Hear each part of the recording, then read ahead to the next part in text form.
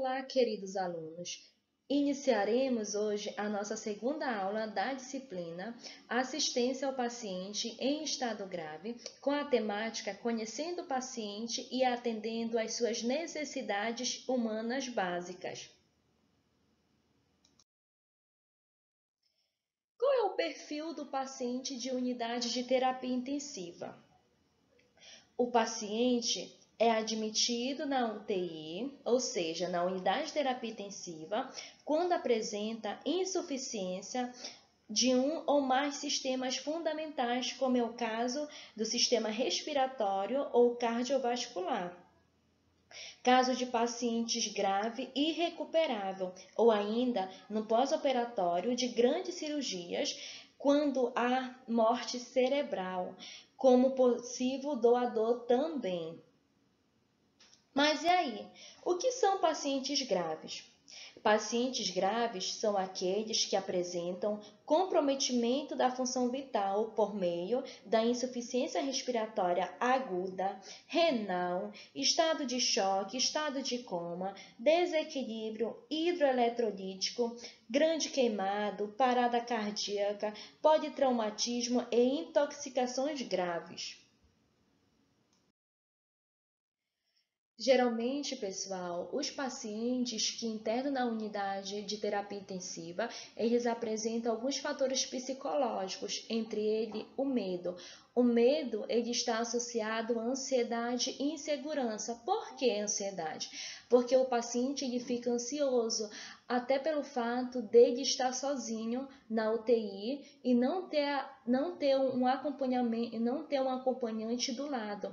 Ele se sente ansioso e gera insegurança. Ele não sabe se ele vai sair dali, não sabe quando que ele vai sair dali e de que forma ele vai sair da unidade de terapia intensiva. Então, o paciente ele passa a ter alguns fatores psicológicos associados em relação à sua internação.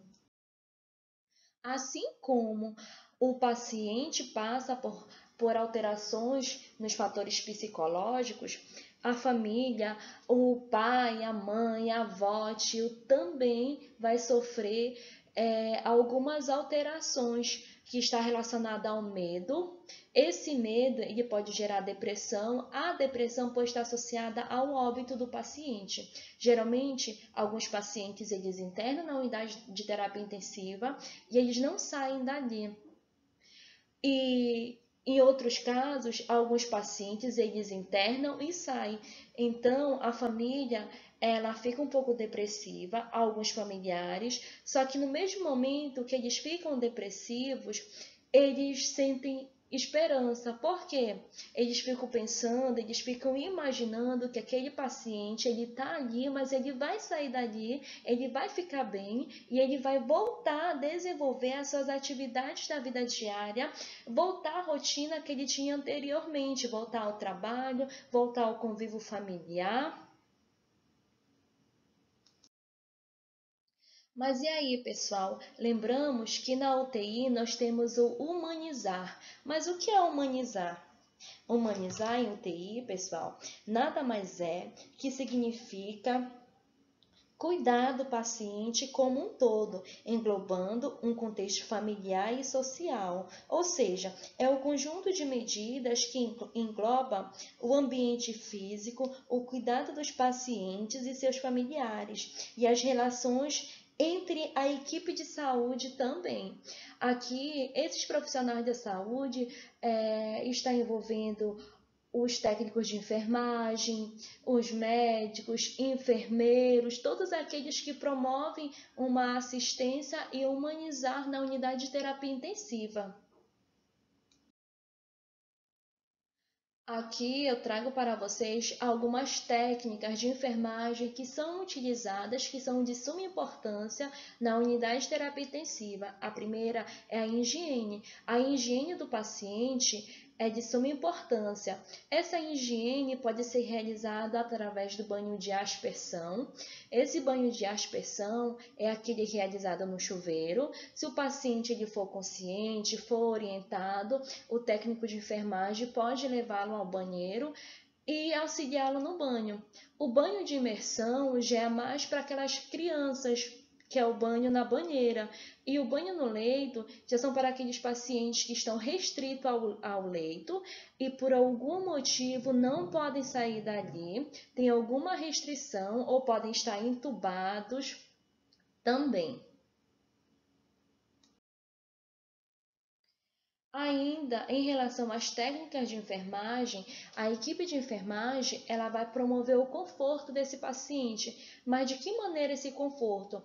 Através do auxílio na alimentação. Esse auxílio na alimentação pode ser por meio do auxílio através das dietas, através das sondas que são instaladas no paciente, o técnico de enfermagem vai instalar a dieta, ou até mesmo um indivíduo, ele é consciente, mas ele não consegue levar o alimento até a boca, então o técnico de enfermagem vai auxiliá-lo na unidade de terapia intensiva, visto que nessa unidade, se for paciente adulto, o acompanhante não fica, então é atribuição da equipe de enfermagem.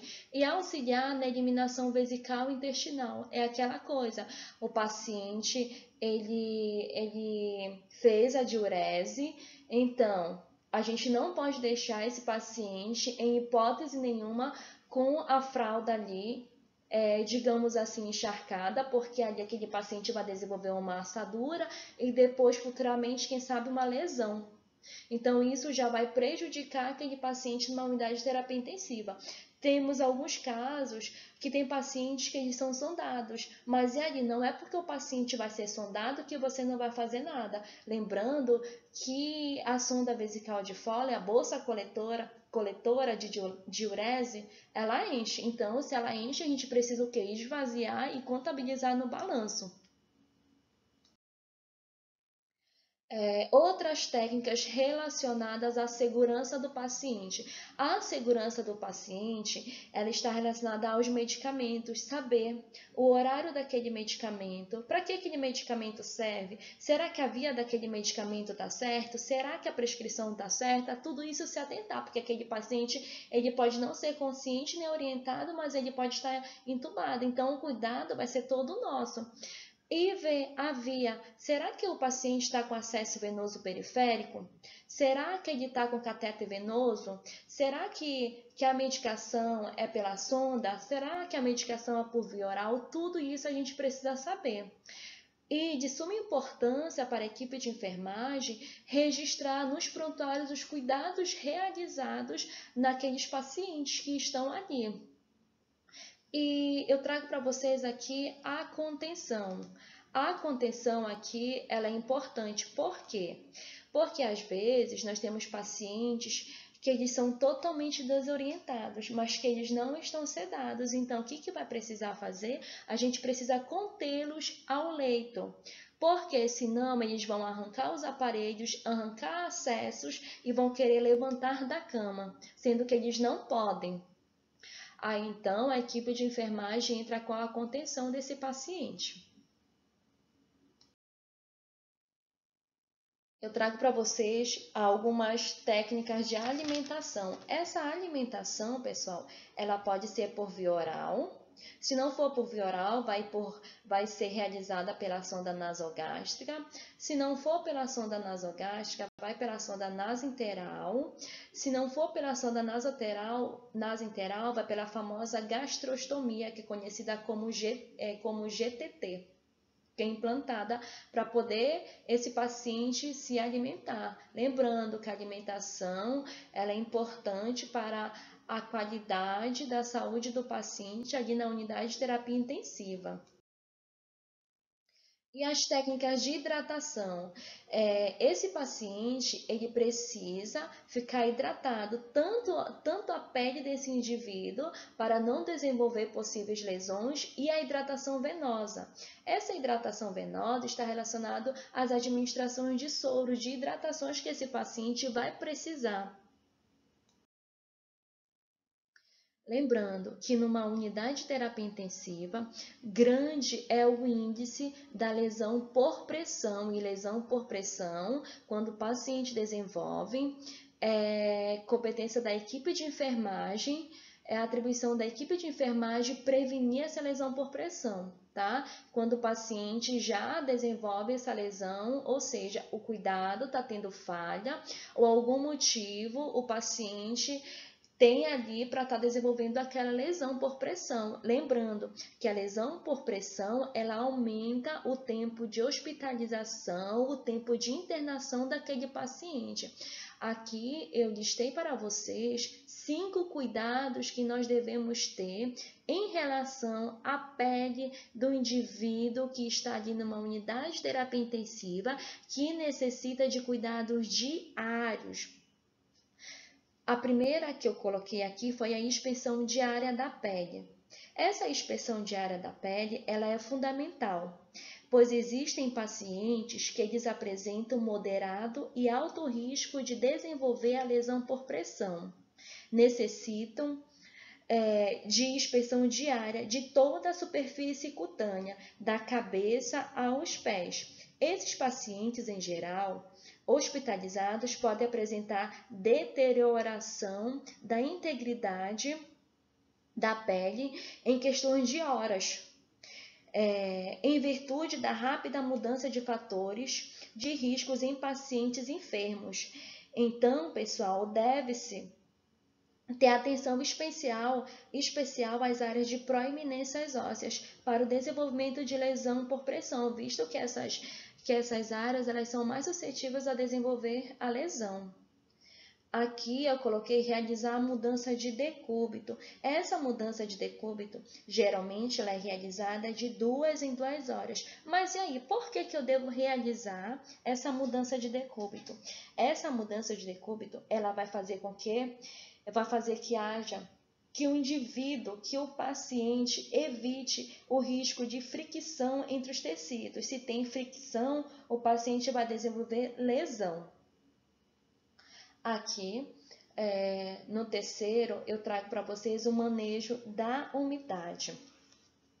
O objetivo principal do manejo da umidade é manter a pele sempre limpa, bem hidratada, sem umidade em excesso, já que a pele úmida é mais vulnerável e está mais propícia ao desenvolvimento de lesões cutâneas. E essa pele, ela tende a se romper com mais facilidade. Os cuidados com a hidratação e nutrição do paciente. Lembrando, gente, que quando o indivíduo ele interna, o nutricionista ele deverá realizar a avaliação do estado nutricional desse paciente na hora da admissão. E esse profissional deverá elaborar um plano de cuidados com a finalidade em corrigir eventuais deficiências nutricionais que esse paciente está apresentando. Pode ser por meio da desidratação também. Então, se o paciente tem deficiência nutricional ou desidratação, ele vai apresentar o quê? Perda de massa muscular e peso, tornando os ossos mais salientes e a deambulação mais difícil também. Os líquidos, proteínas, ingestão calórica são importantes aspectos para manter a manutenção de um estado nutricional adequado daquele indivíduo, daquele paciente que está necessitando de cuidados. E por último, eu trago para vocês minimizar a pressão. Mas o que é isso? Minimizar a pressão significa a redistribuição da pressão, especialmente sobre as proeminências ósseas, visto que o indivíduo ele desenvolve a lesão por pressão geralmente nessas áreas. Eu já falei até anteriormente no slide. E a principal estratégia para a prevenção da lesão por pressão seja utilizando superfícies estáticas ou dinâmicas. Pacientes com imobilidade limitada apresentam um risco maior de desenvolver a lesão por pressão, ou seja, todos os esforços nossos, da equipe como um todo, devem ser feitos para redistribuir a pressão sobre a pele, seja pelo reposicionamento a cada 2 horas ou pela utilização de superfícies de redistribuição de pressão desse indivíduo. Então, pessoal, obrigada e até a próxima aula.